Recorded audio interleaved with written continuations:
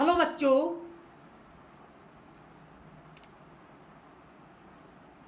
आप लोग कैसे हैं? अच्छे से हैं? पढ़ाई एडवांस के लिए कैसे चल रही है बच्चों? बच्चों, अब आपका रिजल्ट तो एक कुछ दिन के अंदर आने वाला है। एक आध दिन के अंदर रिजल्ट आने वाला है एडवांस का, जेई मेंस का। और इस रिजल्ट के बाद में आपके अंदर एक एक प्रेशर ऑफ स्टडी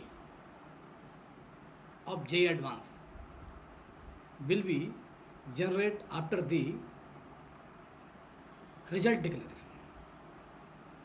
कुछ बच्चे जो एडवांस के लिए तैयारी कर रहे हैं, जिनका जेई मेंस में ऑलरेडी अच्छा स्कोर आया है, वो तो एडवांस की तैयारी ऑलरेडी अच्छे से लगे हों, ये हमको आशा है। बच्चों, मैं कुछ इस बात की बात करना चाह रहा हूँ कि आईआईटी एडवांस का exam declaration date, exam conducting date है 3 अक्टूबर। और आज कितनी है? आज 12 सितंबर है। तो लगभग 20 दिन के आसपास तो होंगे, या 19-20 दिन तो होंगे। तो इसमें इस समय क्या करना चाहिए आईआईटी एडवांस के लिए, ये मैं आपको थोड़ा सा एक्सप्लेन करना चाहता हूँ कि इस समय क्या होना चाहिए कि प्रैक्टिस तो जो आप कर रहे हैं इस समय, अब आने इस प्रैक्टिस का कोई सेंस नहीं है। सेंस इस बात पर डिपेंड करेगा कि आपने पिछले 2 साल से या 3 साल से या 4 साल से आप आईआईटी की तैयारी कर रहे हैं, वो टाइम को यूज करना है। मतलब वो आपने उस समय जो पढ़ा था उसका रिफ्लेक्शन प्रेजेंट टाइम में लाना है। अब ये नहीं कि आप उसको पूर्णतः रिवीजन करें, कि एक तरफ से रिवीजन करें। इस समय रिवीजन का मतलब होता है कि माइंड ऑफ जनरलाइजेशन एक माइंड के अंदर सेट होती है। वो अपने आप एक जगह स्पेस आपके अंदर माइंड में रहती है। आपको पता चल जाता है कि ये चीज़ मुझे नहीं आती है। वहाँ से माइंड डरता है। जैसे आपने देखा होगा, आप आईआईटी एडवांस का या कोई पे टेस्ट पेपर देते हैं, अगर आप उसको एक्चुअली में क्या पढ़ाई करते हो, तो पढ़ाई करते टाइम में आपको ये लगता है कि ये वाला टॉपिक्स मुझसे नहीं आता है, तो क्वेश्चन देखते ही आप छोड़ देते हो, है ना। क्योंकि ये मतलब, इसका मतलब क्या है कि आपका मतलब 2 या 3 साल में जो पढ़ा हुआ वो आपके दिमाग में ऑलरेडी सेट है ना। तो इस समय तो आपको इस बात की कोशिश करना चाहिए, जो हमारे कंट्रोल एरिया है ना, कंट्रोल एरिया है, उन पर पहले फोकस करिए, उनको रिवीजन करिए, है ना। और उन्हीं पर एक्चुअल में कम से कम 20 क्वेश्चन पर डे या पर टॉपिक्स जो आप कर रहे हैं उसके 20 क्वेश्चन करना चाहिए। क्यों 20 क्वेश्चन में मेरा ख्याल ये है कि 60 क्वेश्चन टोटल 60 डेज के अंदर आप करने की ज़रूरत है। इसमें आपको क्या है, सबसे पहले प्रॉब्लम को पढ़िए, माइंड को, एक तो सबसे पहले आता है कि माइंड को स्ट्रेस कम करिए। तो स्ट्रेस करने के लिए आप फिजिकल एक्सरसाइज या माइंड को आपको हल्का रखना है। तो माइंड को हल्का रखने के लिए क्या करना पड़ता है, जो जिसमें आपको इंटरेस्ट फील्ड है, जिसमें जो आपको ये कहते नहीं, आपको ये मुझे अच्छा लगता है। जैसे अपन मूवी देखते हैं, जैसे कॉमेडी मूवी देखते हैं, या अपन कभी कभार जैसे मैं अपनी बात कहूँ, मुझे स्टंट मूवी अच्छी लगती है ना। स्टंट मूवी देखिए, स्टंट मूवी से जोश आता है। तो जोश, कोई भी चीज़ देखिए जो आपको अच्छी लगती है, और उसी के आधार पर आप उसको एक दो घंटे दिन में स्टेप टाइम बाद, जैसे कभी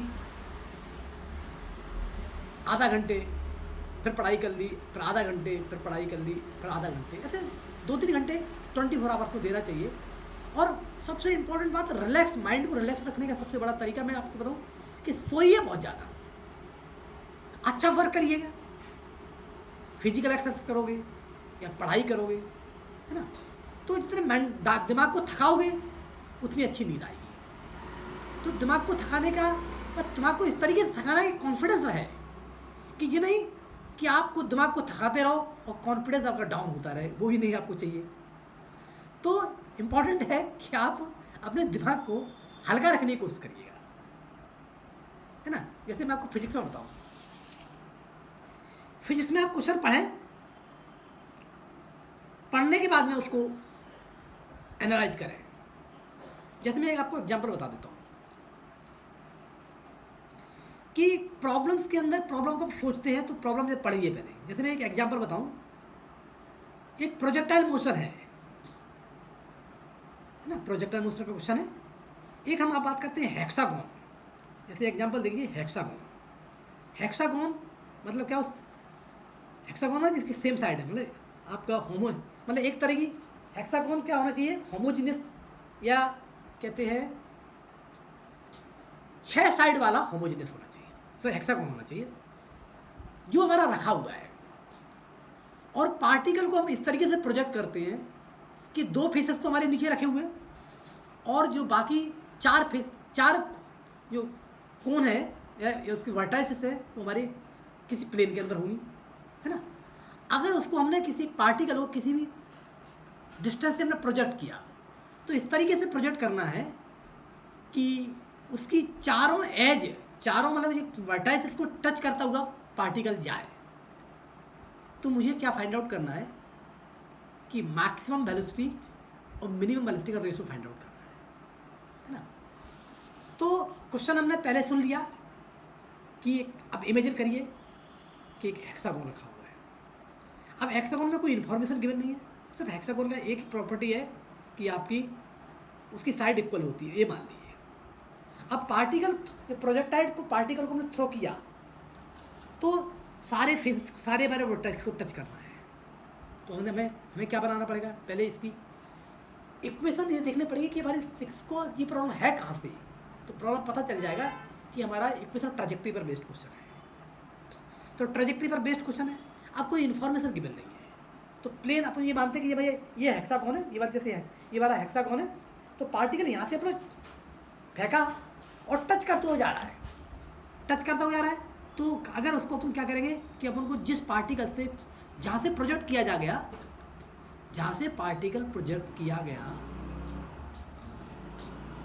वहाँ से मुझे क्या करना पड़ेगा, वहाँ से मुझे करना पड़ेगा कि भाई कि उसका कोऑर्डिनेट हमें जो वर्टाइसिस है ना, वर्टाइसिस एक्चुअल में कि कोऑर्डिनेट डिसाइड करना पड़ेगा। तो कोऑर्डिनेट क्या है अपन देखेंगे कि जैसे चार वर्टाइसिस, 4 हमारे वर्टेक्स थे हेक्सागोन के, है ना। तो 4 वर्टेक्स से तो इसमें बीच में अपन कट कर देंगे तो ये हमारा सिमेट्रिकल हो जाएगा, मतलब 2 वर्टेक्स लेने से अपना काम चल जाएगा। हाँ, 2 वर्टेक्स लेने से काम चल जाएगा। तो कोऑर्डिनेट डिसाइड करिए। अगर अपन कैसे मानेंगे कि मुझे मानना पड़ेगा कि वर्टेक्स वहाँ से जो दिया गया कि अपन ने क्या माना कि लेट, जैसे हमने जिस पॉइंट से अपना प्रोजेक्ट किया था, जिस पॉइंट से मैं प्रोजेक्ट किया यहाँ से यहाँ तक ऐसे जा रहा है ना। तो हमने तो हमें इक्वेशन बनाना पड़ेगा। हमारी ये बात तो चल गया कि भैया इक्वेशन दिस ये हमारा ये क्या है, इक्वेशन ट्रैजेक्टरी पर बेस्ड है। तो इक्वेशन ट्रैजेक्टरी पे कोई इन्फॉर्मेशन भी गिवन नहीं है, हमको ये निकालना है मिनिमम वेलोसिटी और मैक्सिमम वेलोसिटी का रेशियो निकालना। तो ये पता होना चाहिए मिनिमम वेलोसिटी मैक्सिमम वेलोसिटी का मतलब क्या हुआ। तो मिनिमम वेलोसिटी का मतलब हुआ कि हाईएस्ट पॉइंट पर ट्रैजेक्टरी को जानते हैं, हाईएस्ट पॉइंट है, हाईएस्ट पॉइंट और जहाँ से प्रोजेक्ट किया गया वो, तो हाईएस्ट पॉइंट पर वेलोसिटी कितनी, यू cos अल्फा होती है। हाईएस्ट पॉइंट पर क्या होता है, जैसे अगर इनिशियल वेलोसिटी यू है, अगर इनिशियल वेलोसिटी यू से प्रोजेक्ट कर रहे हैं तो हाईएस्ट पॉइंट पर क्या यू cos अल्फा है। तो you cos alpha upon you मतलब cos अल्फा निकालना है। तो cos अल्फा का मतलब है कि एंगल ऑफ प्रोजेक्शन आपको फाइंड आउट करना है। बस एंगल ऑफ प्रोजेक्शन निकल गया तो आपका काम चल जाएगा। तो अपन कैसे निकालेंगे, लेट अपने न्यूमेरिकल थोड़ा, देखो इसमें सबसे बड़ी बात है टिपिकल क्वेश्चन है, क्योंकि इस टिपिकल में क्या है, इसमें इन्फॉर्मेशन नहीं है। तो इन्फॉर्मेशन नहीं है तो अपन क्या मानेंगे, आर मान लेंगे। लेकिन लेट आर भी हमारा क्या है, आपका रेंज है। अब उसको रेंज मानिए तो उसका वो हमारा कितना हो जाएगा, क्योंकि आपका जो हेक्सागोन की साइड ए मान लीजिए, तो बोलो कितना हो जाएगा, यहाँ से अपन देखेंगे क्योंकि आप जहाँ से पार्टिकल प्रोजेक्ट कर रहे हैं वो सिमेट्रिकल पॉइंट है। अगर जिस पॉइंट से प्रोजेक्ट किया गया उसका वर्टेक्स जो रखा हुआ था वहाँ से डिस्टेंस एक्स मान लिया, तो एक्स तो कितना हो जाएगा हमारा आर एक्स, मतलब एक्स कोऑर्डिनेट को देखेंगे, मतलब उसका जो वर्टेक्स है एक्स कोऑर्डिनेट देखेंगे तो एक्स कैसे निकालेंगे? पहला वर्टेक्स एक्स कोऑर्डिनेट निकालेंगे। तो कैसे निकालेंगे? पहले अपन एक्स को डिसाइड करना है, कोऑर्डिनेट निकालना। तो एक्स कहने में कि अपन लेट हमारा ए है ना। अब वहाँ से देखेंगे तो ये एक्स कौन रखा हुआ, तो a/2 cos 60, तो a/2 plus a/2 plus x plus हमारा ए, तो कितना हो जाएगा? r इक्वल टू आपका a/2 plus a/2 plus a, मतलब 2a हो गया, और प्लस हमारा आपका कितना हो गया? 2x हो गया। तो कितना होगा? r equal to X plus हमारा कितना होगा? x plus 2x plus 2a, sorry 2x plus 2a होगा। अब इसको अपने x क्या निकाला है? हमने क्या निकाला कि x इक्वल टू हमने निकाल लिया r माइनस 2a/2 आया। ऐसे 7 पॉइंट को लिखेंगे तो अपन को उसमें अपने आप देखोगे तो पॉइंट इक्वेशन ट्रेजेक्ट्री को अपन देखेंगे तो कोऑर्डिनेट पहले जो पहला अपन जब जहाँ से अपन प्रोजेक्ट किया जाता है उसके एक्स और वाई कोऑर्डिनेट अपन देख जाएंगे तो कैलकुलेट कर लेंगे। तो कैलकुलेट करने के बाद में हम क्या करेंगे? इक्वेशन ट्रेजेक्ट्री हमारे फार्मूला होता है बाई इक्वल टू आर, कितना निकलेगा? X tan theta 1 minus X upon R, ये फार्मूला लगाएंगे। और इसमें 2 कोऑर्डिनेट दिए उसको अपन यूज कर लेंगे, है ना। तो यूज करने के बाद में हमारा जो वैल्यू आप इसको सॉल्व करोगे तो ये हमारा मतलब ये हमारा कोऑर्डिनेट निकल आएगा। कोऑर्डिनेट में क्योंकि इक्वेशन ट्रेजेक्ट्री हमारी अल्फा जो आ रहा है Y equal to X tan alpha 1 minus X upon R है, इसको यूज करके दोनों पॉइंट को यूज करके तो आपको अपने आप पता चल जाएगा ये वाली इन्फॉर्मेशन आ रही है और इसमें हमें ये कैलकुलेट करना। आपका दिमाग आपको पहले से बता देगा कि ये हमसे सवाल हो पाएगा या नहीं हो पाएगा। तो इमेजिनेशन सबसे बड़ी इंपॉर्टेंट है। तो पहले प्रॉब्लम को थिंक करिए, उसको उसका बैकग्राउंड जानिए कि बैकग्राउंड क्वेश्चन क्या कहता है। ये नहीं कि आपने पार्शियली लैंग्वेज पढ़ ली, चाहे हल्के माइंड से पढ़िए, लेकिन लैंग्वेज की उसके पूरा कहते हैं उसका फेरी प्रॉब्लम की फेरी पकड़ना पड़ती है नहीं। प्रॉब्लम की फेरी पकड़िए और इसके अंदर क्या है इन्फॉर्मेशन उसको देखिए, तो अपने आप प्रॉब्लम के अंदर पता चल जाता है कि हाँ ये क्वेश्चन मेरे से हो जाएगा नहीं होगा। तो ये इम्पॉर्टेंट है, इमेजिनेशन आपका बहुत स्ट्रॉन्ग होना चाहिए। तो स्ट्रॉन्ग तो आपका पहले हो, ये नहीं कि आप अभी कर सकते हो, अभी आप अपने माइंड को जगा सकते हो। तो इमेजिनेशन पर आप ध्यान दीजिए, सोचिए, है ना। और सोचने के बाद अपने आप को इमेजिन करिए, इमेजिन करने के बाद तब लिखना शुरू करिए। और लिखने में ये नहीं कि कभी कुछ भी लिख दिया, जब पहले सोच के लिखिएगा। जब कभी क्या करते हैं हमने कुछ भी लिखना शुरू कर दिया, अगर आपने प्रॉब्लम में कुछ भी लिखना शुरू कर दिया है, इनिशिएट गलत कर दिया तो आपकी गलती जाएगी।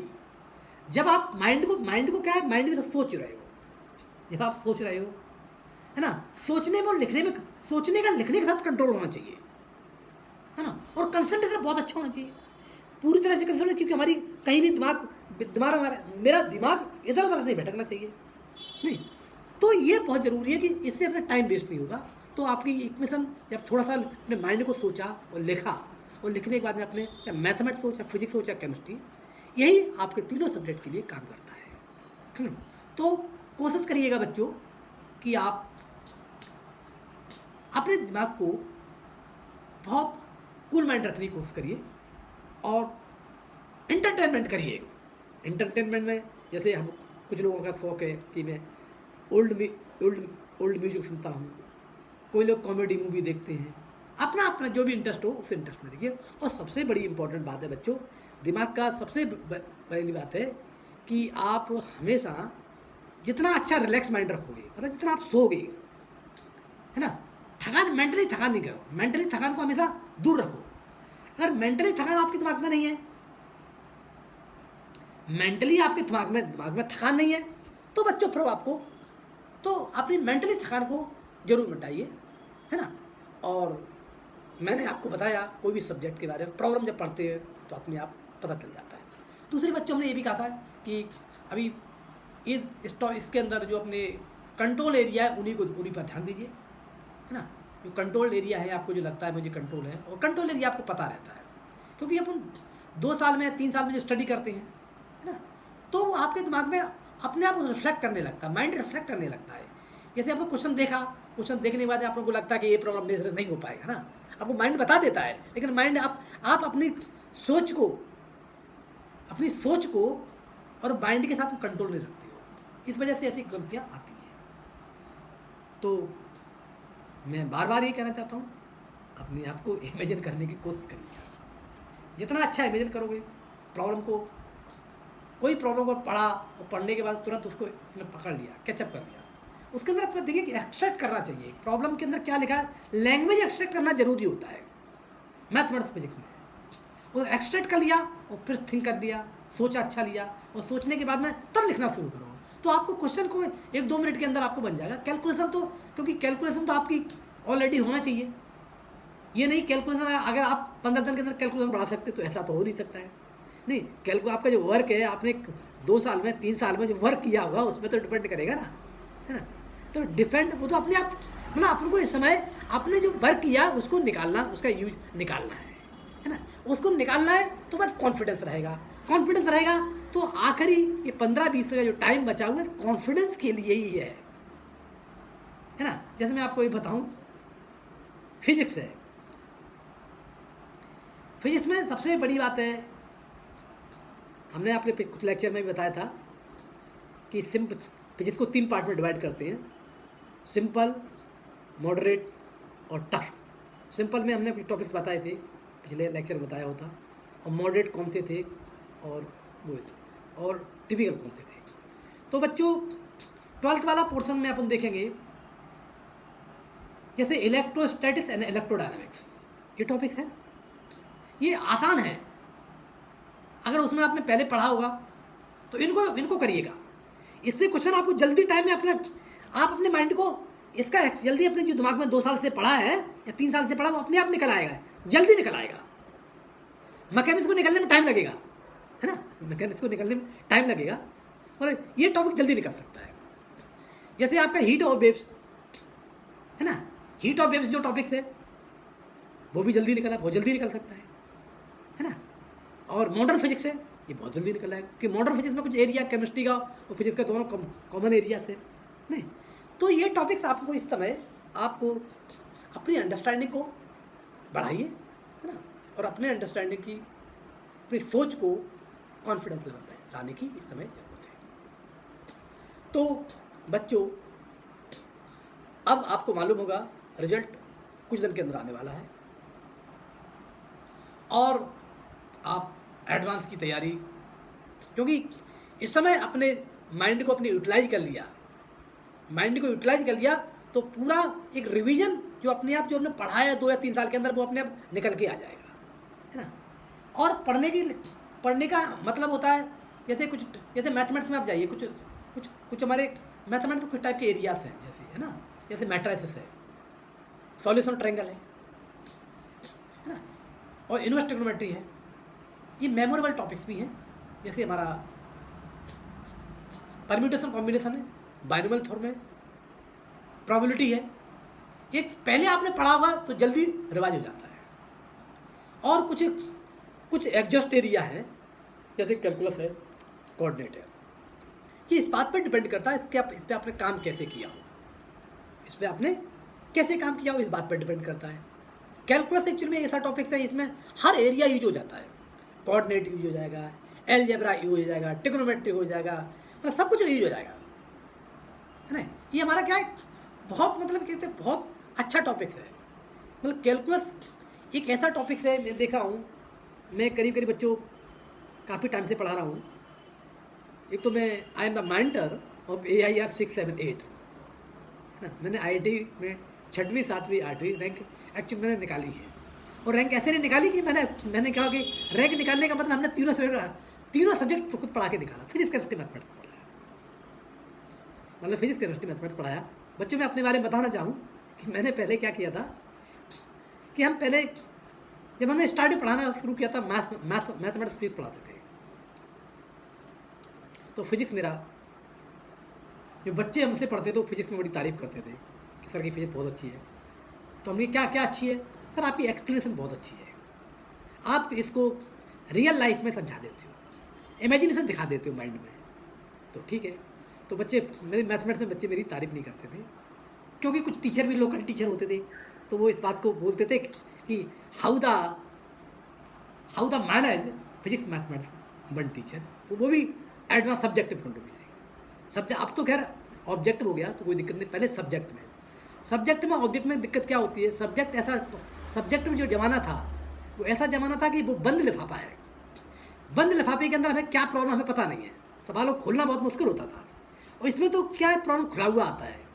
जैसे ऑब्जेक्ट में जो आता है खुला हुआ आता है, कोई भी जैसे जैसे इंटीरियर को अपन मान लें तो अलग बात, इंटीरियर एक बार छोड़ दीजिए, बाकी एरिया क्या है, खुला हुआ है, एक बंद लिफाफा नहीं है, उसके अंदर अपन खोल सकते हैं। और वो वाला खुलने वाला नहीं था, नहीं। तो उस समय हम फिजिक्स मैथ्स पढ़ाते थे तो बच्चे कहते थे नहीं सर फिजिक्स बहुत अच्छी पढ़ाते हैं। तो मेरे यहाँ एक ऑल इंडिया रैंक 7 था, उसका नाम, तो वो बोलता था मेरे से कि सर की फिजिक्स बहुत अच्छी है, सर जैसी फिजिक्स शायद कोई नहीं पढ़ा सकता है ना। तो अब बच्चों का अपना अपना भी होता है, जिस टीचर से पढ़ते हैं उसकी तारीफ करते हैं, और क्योंकि पैसन होता है। हमने हमेशा अभी तक हमने 15-20 साल से मैं पढ़ा रहा हूँ IIT में, आज भी मेरे पास पैसन है। पैसन बहुत ज़रूरी होता है, पढ़ाने का पैसन। तो बच्चों के अंदर पैसिनेट हम जनरेट कर लेते हैं, है ना। तो बच्चे बोलते थे सर फिजिक्स आपकी बहुत अच्छी है, क्योंकि फिजिक्स आप एक्सप्लेन अच्छी कर देते हो। और एक बच्चा था जिसकी ऑल इंडिया रैंक 6 थी, तो वो बोलता था सर आपकी मैथमेटिक्स बहुत अच्छी है। मैं इसी में तारीफ करता था कि सर आपकी मैथ बहुत अच्छी है, ठीक। और इसके बाद में ऑल इंडिया रैंक 2014 में ऑल इंडिया रैंक 8 मैंने जनरेट करी। तो उसमें क्या था बच्चों, उसका भाई था, उसकी 7th रैंक, वो फिजिक्स की तारीफ करता था। और ये बच्चा था एक्चुअली में मेरी मैथमेटिक्स की बहुत तारीफ करता, मतलब वो ये तो बोलता था कि उसका मैथमेटिक्स बाकी अच्छा था। मैं मानता हूँ मेरी करियर का एक ब्रिलियंट स्टूडेंट था मैथमेटिक्स में, क्योंकि उसके साथ सबसे बड़ी प्रॉब्लम थी, उसने उसका भाई की जब 2004 में IIT में 7th रैंक आई थी, तो मेरे इंटरव्यू के अंदर छोटा सा बच्चा बैठा हुआ था उस समय। मेरे पास में उसका फ़ोटो बचा नहीं है, मैं आपको बता देता।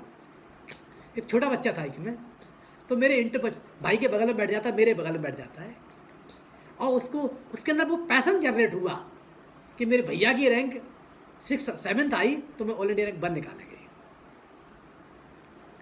तो ऑल इंडिया रैंक 1 की उसके अंदर एक जोश था। और तब जब मैंने, तो उन्होंने, उनके पेरेंट्स ने उसको मैथ्स की तैयारी बहुत छोटी क्लास से करा दी थी। मतलब आपको 5वीं क्लास से, उन्होंने 5वीं क्लास में 5वीं 6वीं 7वीं 8वीं तक आने के पहले वो लगभग इनके पेरेंट्स ने, उसका भैया ऑलरेडी IITian था, तो उसने टॉपिक्स बता दिए थे कि ये टॉपिक्स पढ़ के जाइए। तो मेरे यहाँ वो 9th क्लास से आया। जब 9th क्लास से आया तो मैंने उसको एक्चुअल में, जब मैथमेटिक्स में उसने खूब करके आया, जब हमने उसको 11th क्लास में मैथ्स पढ़ाया तो रोने लगता था, रोता था मेरी क्लास में कि मैथमेटिक्स में। इसके बाद में एक्चुअल में मैंने उसको पढ़ाया 2-3 साल। मैंने पढ़ाने के बाद में जब वो इंटरव्यू में आया तो उसने यही कहा था मेरे से कि सर नरेंद्र सर जैसे मैथमेटिक्स कोई नहीं पढ़ा सकता है। उसने मेरे से कहा था कि सर आप कोटा भी जाइए, मतलब कोटा में भी आपके बराबर कोई भी टीचर नहीं होगा, है ना। तो क्योंकि बच्चे का एक्सपीरियंस भी था, है ना, तो मतलब वो बहुत हमारी तारीफ करता था। तो एक्चुअल में बेसिकली टीचर को बनाने वाले बच्चे होते हैं, और जब दोनों में इंटरेक्शन होता है, बच्चा चाहता है कि मुझे सीखना है, और टीचर चाहता है कि मुझे इस बच्चे की पूरा उसको सेटिस्फाई कराना है। मतलब प्रॉब्लम सॉल्व कराना इंपॉर्टेंट नहीं है, इंपॉर्टेंट है कि उसके दिमाग में इमेजिनेशन डालना, कि जो क्वेश्चन को तुरंत ऑब्जर्व करना, ऑब्जर्वेशन पावर बढ़ाना चाहिए।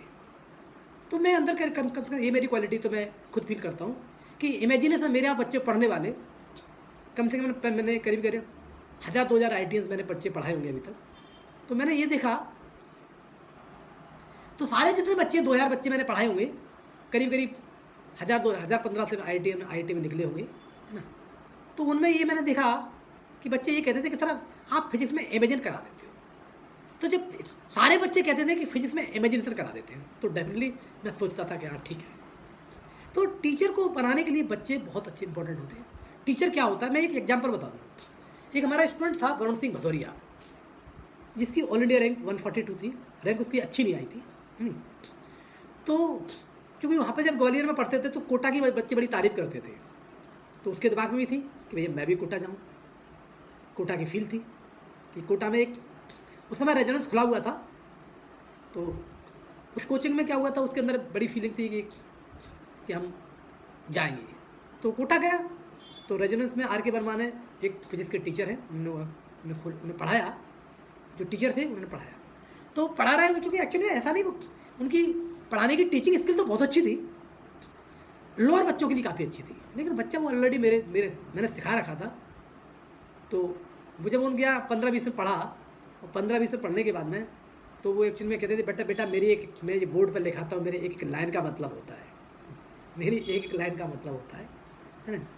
तब उसने एक्चुअली 15 दिन वो एक्चुअली में, क्योंकि वो सीखने के लिए गया था, उसकी भूख थी, उसकी भूख वो मिटा नहीं पा रहे थे।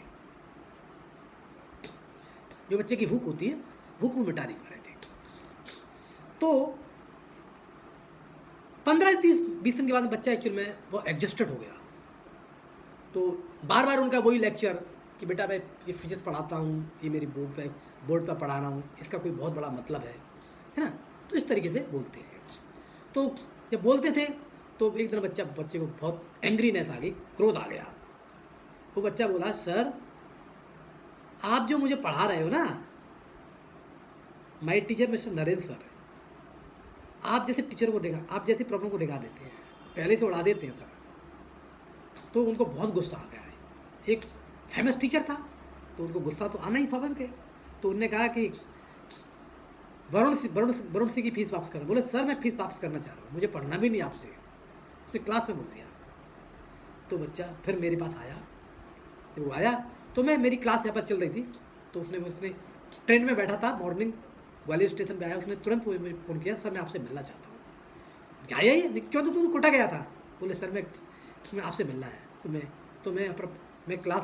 मेरी क्लास ख़त्म हो गई थी, वो 10 बजे का टाइम था। और वो आया बच्चा, उसने मैं गेट पे खड़ा था, तुरंत आया, उसने गेट खोल के तुरंत मेरे चरणों में सो गया। बोला sir you are real teacher, sir आप जैसा टीचर शायद कोई भी नहीं होगा।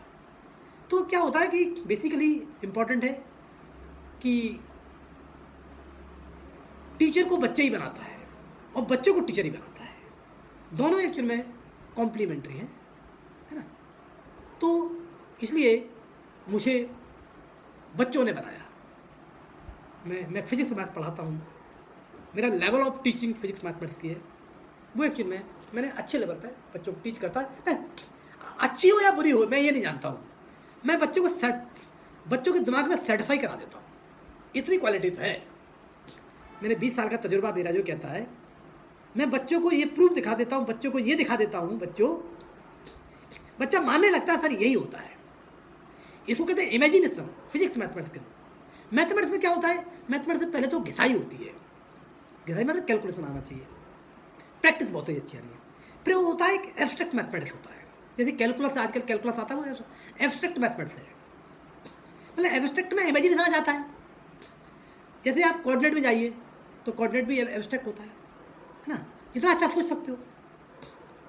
तो कोऑर्डिनेट में मतलब कोऑर्डिनेट और कैलकुलस तो काफ़ी मिक्सअप है, तो ये थोड़े टॉपिक्स काफ़ी ये मिक्स टॉपिक्स होते हैं। तो मिक्स टॉपिक में एब्स्ट्रैक्ट माइंड चाहिए, एब्स्ट्रैक्ट माइंड चाहिए। तो बच्चों यही दिक्कत है कि आपने एब्स्ट्रैक्ट जनरेट कर रखा, आप अपने जिस तरीके से आपने जनरेट कर रखा उसी को लास्ट टाइम में आप अपने आप को इमेजिन करने की कोशिश करिए। ये 15-20 दिन के अंदर कोई प्रॉब्लम पढ़े, 20 प्रॉब्लम को पढ़े, 20 प्रॉब्लम को पढ़ने के बाद में उसको तुरंत आपके दिमाग में आने लगे कि हाँ ये क्वेश्चन ये कह रहा है, और उसकी इक्वेशन आपकी सोचने के बाद तभी अपनी कॉपी चलाना चाहिए, पेन चलाना चाहिए। पेन चलाने की बहुत ज़्यादा जरूरत नहीं है।